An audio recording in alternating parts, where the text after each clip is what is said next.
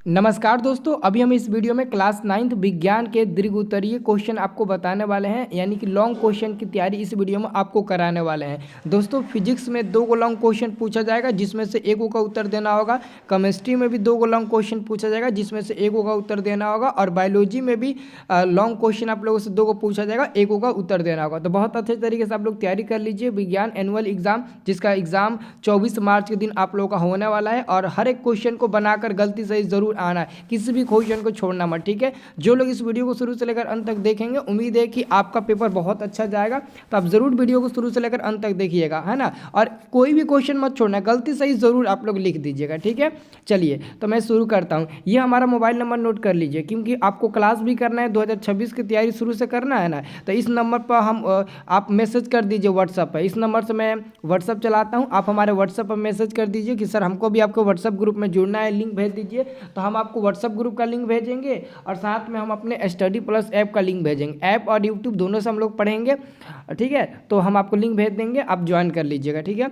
चलिए, हम आपको क्वेश्चन बता दें। पहला नंबर आपका क्वेश्चन है कि जंतु जगत की प्रमुख विशेषताएं आपको बताना है। जंतु जगत की प्रमुख आपको विशेषताएं आपको बताना है।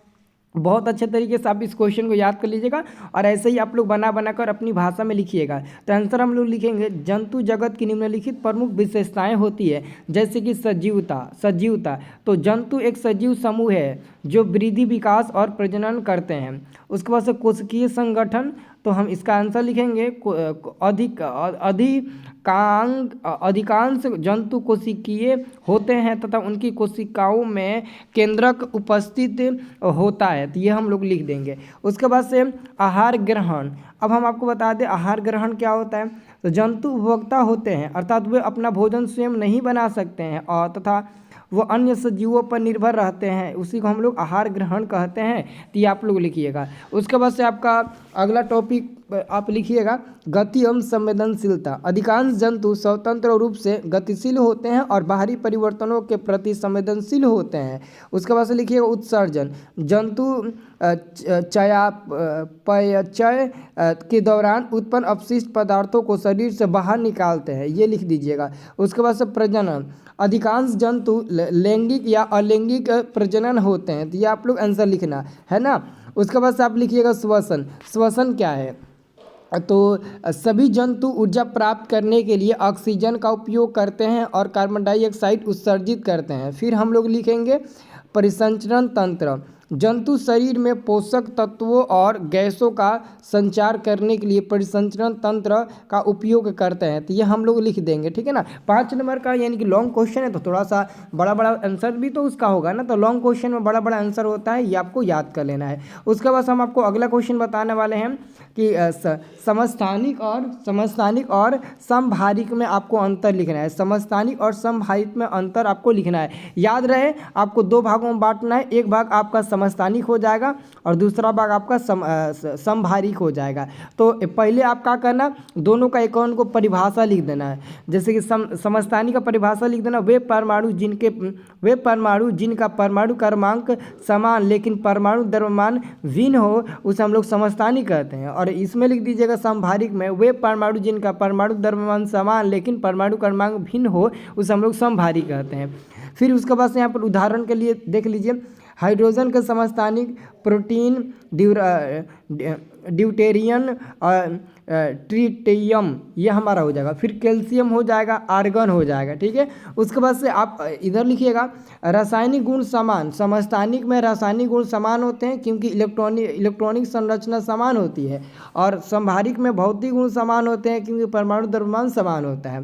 फिर लिखिएगा समस्थानिक में पर भौतिक गुण अलग होते हैं क्योंकि द्रव्यमान अलग होता है, और समभारिक में लिखिएगा रासायनिक गुण अलग होते हैं क्योंकि परमाणु क्रमांक अलग होता है। तो ये हम लोग लिख देंगे, और आपका ये लॉन्ग क्वेश्चन हो गया। अंतर में आप बहुत अच्छे तरीके से ये लिख दीजिएगा, है ना। अब देखिएगा अगला क्वेश्चन हम आपको बता रहे हैं। अगला क्वेश्चन हम लोग का है तीसरा नंबर क्वेश्चन है, न्यूटन के द्वितीय गति के नियम से बल, द्रव्यमान और त्वरण में संबंध आपको बताना है। यानी कि न्यूटन के सेकेंड लॉ से फोर्स और मास एंड आपको क्या बताना है, तो एक्सेलरेशन, इन सब में आपको क्या बताना, संबंध बताना है ना।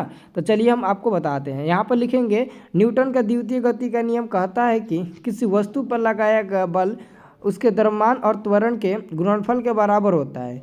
इस नियम को संख्यात्मक रूप से निम्नलिखित प्रकार से लिखा जा सकता है। F बराबर m इंटू ए होता है। ये न्यूटन के फर्स्ट नहीं, न्यूटन के सेकेंड लॉ के अनुसार होता है। F बराबर m इंटू ए होता है, जहाँ F क्या है, फोर्स यानी कि न्यूटन में, m क्या है, द्रव्यमान किलोग्राम में, a क्या है, त्वरण यानी कि एक्सेलरेशन, जिसको हम लोग ना मीटर पर सेकेंड स्क्वायर में लेते हैं। ठीक है, उसके बाद से आपको यहाँ पर देखना है संबंध की व्याख्या। तो संबंध की व्याख्या देखिए, यदि द्रव्यमान स्थिर रखा जाए तो बल और त्वरण एक दूसरे के समानुपाती होंगे, अर्थात बल बढ़ाने पर त्वरण बढ़ेगा और बल घटाने पर त्वरण घटेगा। फिर दूसरा नंबर लिखेंगे संबंध, यदि बल स्थिर रखा जाए तो द्रव्यमान बढ़ने से त्वरण घटेगा और द्रव्यमान घटाने से त्वरण बढ़ेगा। ये हमारा हो जाएगा। उसके बाद से हम लिखेंगे यदि बल शून्य हो तो त्वरण नहीं होगा और वस्तु स्थिर रहेगी या समान गति से चलती रहेगी। अब उदाहरण के लिए देख सकते हैं आप लोग, उदाहरण के लिए यहाँ पर देख सकते हैं कि यदि किसी 5 किलोग्राम पिंड पर 10 न्यूटन का बल लगाया जाए तो उसका त्वरण क्या होगा, तो ए बराबर एफ बटे एम। तो एफ का मान 10 है और एम का मान 5 है, तो 2 5 10 कट जाएगा, 5 दूने के 10, 2 बार में कट जाएगा ना, तो 2 मीटर पर सेकेंड स्क्वायर एक्सेलरेशन का माना जाएगा। इस प्रकार न्यूटन के द्वितीय नियम से बल, द्रव्यमान और त्वरण के बीच एक संबंध स्थापित होता है। तो ये आप लोग बहुत अच्छे तरीके से लिख दीजिएगा, है ना। और हमारा ये ऐप जो है ना स्टडी प्लस, आप इसे हर हालत में डाउनलोड कर लीजिए। अगर आप 2026 में अच्छे नंबर से पास होना चाहते हो, 450 प्लस नंबर लाना चाहते हो, कम फी में पढ़ाई करना चाहते हो, फ्री में टेस्ट देना चाहते हो, फ्री में PDF डाउनलोड करना चाहते हो, तो हमारा स्टडी प्लस ऐप अभी तुरंत प्ले स्टोर में जाओ, सर्च करो और डाउनलोड कर लो। डाउनलोड करके आप मोबाइल नंबर, पासवर्ड डायरेक्ट मत डालने लगना, आप पहले न्यू यूज़र ID पर क्लिक करके अपना ID बना लीजिएगा। जैसे आप न्यू यूज़र पर नीचे क्लिक करोगे ना, तो ये आपका पेज ओपन होगा। यहाँ पर नाम, mobile number, email ID, state, city और कोई पासवर्ड डाल दीजिएगा जो आपको याद रहे। या आप अपना यूज़र ID बना लेना, मतलब कि अपना ID बना लेना। जब ID एक बार बना लोगे तो हमेशा के लिए हो जाएगा। उसके बाद से आप यहाँ पर देख लीजिए, ये वाला पेज आपका ओपन हो जाएगा। All course live class A to Z आपको फंक्शन देखने को मिलेगा।